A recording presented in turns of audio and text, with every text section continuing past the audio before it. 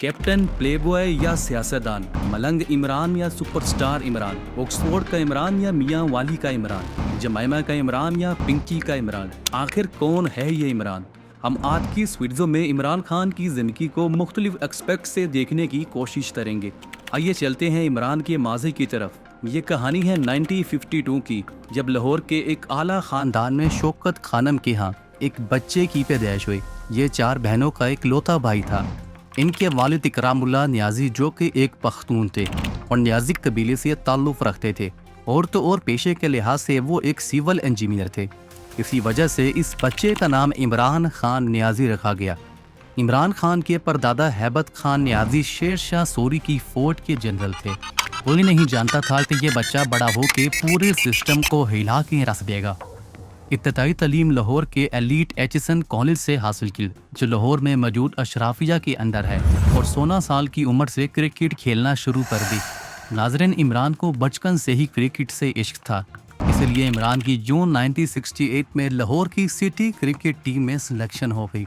यहाँ बहुत से कामयाब मैच खेले और आखिरकार 1971 में कौमी क्रिकेट टीम का हिस्सा बन गए, और इसी साल यूनिवर्सिटी ऑफ ऑक्सफोर्ड से ग्रेजुएशन करने के लिए लंदन चले गए। यही वो वजह थी जहां इमरान की कामयाबियों का आगाज़ हुआ। इमरान ने अपनी बुक पर्सनल हिस्ट्री में लिखा कि ये वो ज़माना था जब लंदन में सेक्स, ड्रग्स और सेशन शुरू हो चुका था। और इंटरेस्टिंग बात तो ये है कि इसी दौरान इमरान खान की मुलाकात बेनज़ीर भुट्टो से हुई, जो उस वक्त ऑक्सफोर्ड की सदर यूनियन बनने की कैंपेन चला रही थी। बेनज़ीर इमरान खान की शख्सियत से खूब मुतासिफ थी। इसी वजह से इन्होंने इमरान को लाइन ऑफ लाहौर का लक़ब दिया, यानी लाहौर का शेर। लंदन में बहुत से इवेंट पर यूँ ज़ाहिर होता कि ये दोनों आपस में बहुत ज़्यादा करीब हैं। इसी वजह से इमरान की वालदा शौकत खानम इन दोनों की शादी करवाना चाहती थी, लेकिन किसी वजह से बात ना बन सकी। इमरान खान ने ये भी बताया कि बेनज़ीर से मेरी अच्छी दोस्ती थी, लेकिन किसी भी किस्म का रोमांटिक रिलेशन कभी नहीं रखा। इमरान ना सिर्फ ऑक्सफोर्ड की क्रिकेट टीम के कैप्टन बने, बल्कि ब्लू क्रिकेट की तरफ से बहुत से मैच खेले।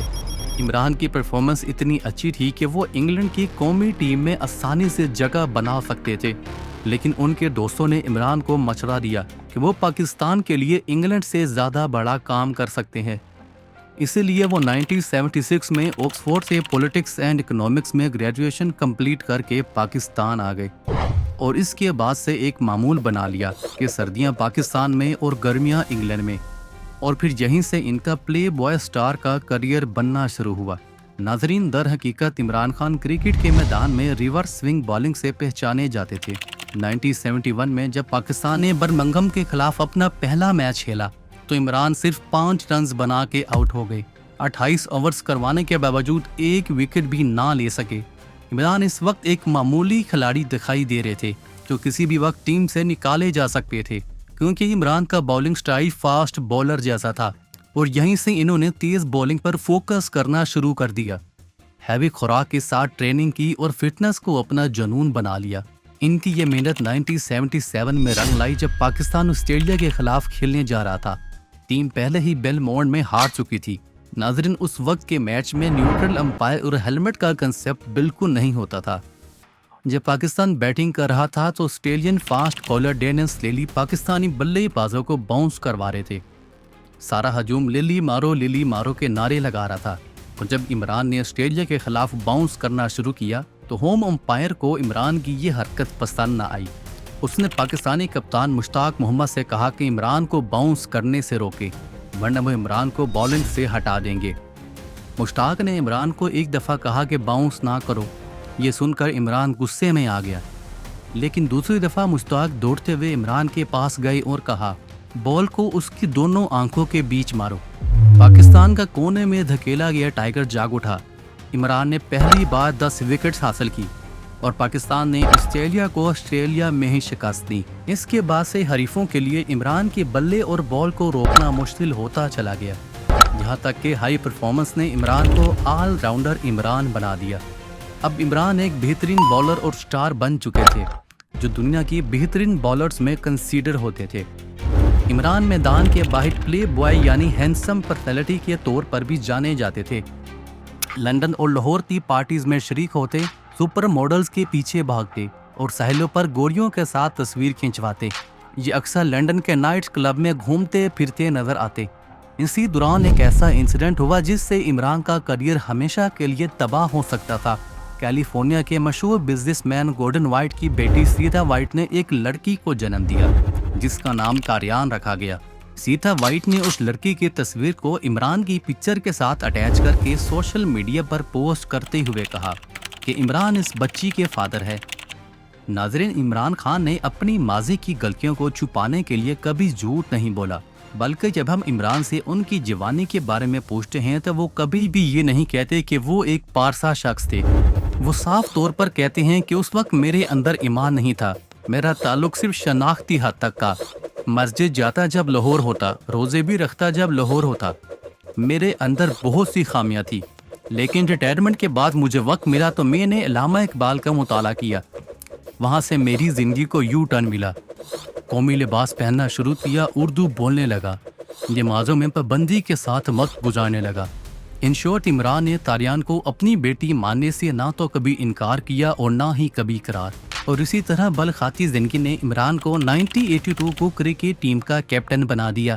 وہ کپتان جو اپنی پوری ٹیم پر بھاری تھا، جسے چاہتا ٹیم میں لاتا اور جسے چاہتا ٹیم سے باہر نکال پھینکا۔ کپتانی کو لے کے جاوید میاں داد اور عمران کے بیچ کچھ ایشو بھی میڈیا کی ونت بنے رہے، لیکن جاوید میاں داد نے اپنے بک میں بتایا کہ میری اور عمران کے بیچ صرف پروفیشن جلسی تھی، ہمارا ریلیشن ہمیشہ برادرانہ رہا ہے۔ یہ بات تو ان کی بالکل درست ہے، کیونکہ ان دونوں کی جوڑی نے تو پاکستان کو 92 کا ورلڈ کپ جتوایا تھا۔ 1982 میں کپتان بننے کے ٹھیک 3 سال بعد 1985 میں عمران کی والدہ شوکت خانم کو کینسر کی تشخیص ہو گئی۔ عمران جو کہ بچپن سے ہی اپنی والدہ کے بہت قریب تھا، اپنی والدہ کو کینسر سے لڑتے دیکھ کر عمران کا حوصلہ اور ہمت ختم ہو رہی تھی، اور آخر کار اسی سال 10 فروری 1985 کو شوکت خانم کینسر کی وجہ سے چل بسی۔ عمران کو والدہ کے جانے کے بعد معلوم تھا کہ کینسر کا مقابلہ کرنا کتنا مشکل ہے، کتنی دیکھ بھال کی ضرورت ہوتی ہے اور علاج کتنا مہنگا ہوتا ہے۔ آخر ایک غریب شخص کس طرح سے کینسر سے لڑے گا؟ اب عمران کے اندر صرف ایک ہی جنون تھا، اور وہ تھا شوکت خانم کینسر ہاسپٹل۔ عمران نے خود سے عہد کیا کہ وہ کینسر کے مریضوں کے لیے مفت ہاسپٹل ضرور بنائیں گے۔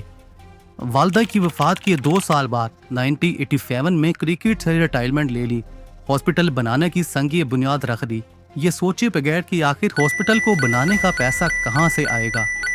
اس وقت پاکستان کے صدر جنرل ضیاء الحق تھے، جو کرکٹ کی بڑے شوقین تھے، اور پاکستان کا اگلا میچ ویسٹ انڈیز کے خلاف تھا۔ ویسٹ انڈیز جو کہ اپنی حریفوں کے لیے ڈراؤنا خواب تھا، کیونکہ اس کی ٹیم میں دنیا کے خوفناک بولرز اور بیٹس مین کو دیکھ کر ہر کوئی کھیلنے سے ڈرتا تھا۔ وقت کے صدر جنرل ضیاء نے عمران سے درخواست کی کہ وہ ٹیم میں واپسی آئے، ورنہ پاکستان کو بری طرح شکست ہو جائے گی۔ عمران جو کہ ریٹائرمنٹ لے چکے تھی، اور اب ان کے دماغ میں ایک ہی چیز چل رہی تھی کہ ہاسپٹل کے لیے پیسے کہاں سے کمائے۔ عمران نے جنرل ضیاء کی درخواست پر عمل کیا اور ٹیم میں آ کر میچ کھیلا، اور سیریز ٹائی ہو گئی، اور عمران کو سیریز کا مین آف دی میچ ڈکلیئر کر دیا گیا۔ وقت کے وزیر اعظم نواز شریف نے بھی وزیر بننے کی آفر دی، لیکن عمران نے ایک بار پھر ریجیکٹ کر دی، کیونکہ عمران کی نظر صرف ایک چیز پر تھی، اور وہ تھا شوکت خانم کینسر ہاسپٹل۔ اپنے کریئر کے آخری سالوں میں عمران کا پورا فوکس پیسے بنانا تھا۔ عمران نے پیپسی کی ایڈورٹائزنگ میں کام کیا، جتنے میچ کھیلے جا سکے کھیلے، کومنٹری کی، کالم لکھے، ایون کہ ہر وہ کام کیا جہاں سے ایکسٹرا پیسے کمائے جا سکتے تھے۔ عمران کو یہ سب کام کرنے کے دوران لوگوں نے عمران پر بیٹنگ یعنی جوا کھیلنے کا الزام لگایا، اور یہ الزام کبھی سچ ثابت نہ ہوا۔ کہا جاتا ہے کہ عمران اپنی ٹیم پر بیٹنگ کرتا تھا، وہ شرط لگاتا کہ پاکستان میچ جیتے گا، اور پھر میچ جیتنے کے لیے اپنی ٹیم سے 101% دیانتداری سے کام کرتا۔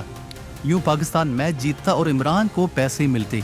اسی لگن نے پاکستان کو 92 کے ورلڈ کپ کا فاتح بنا دیا۔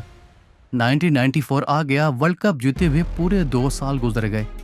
حکومت نے پیسے دینے سے انکار کر دیا، ٹی وی پر ان کی کینسر ہاسپٹل کی ایڈ کو روک دیا گیا، قومی ایئر لائن سے ان کو ریموو کر دیا گیا، بیرون ملک سے جو سامان آتا اس سے روک دیا جاتا، رشوت طلب کی جاتی، ایسے حالات پیدا کرنے کی کوشش کی گئی کہ غیر ملکی ڈونیشن رک جائے۔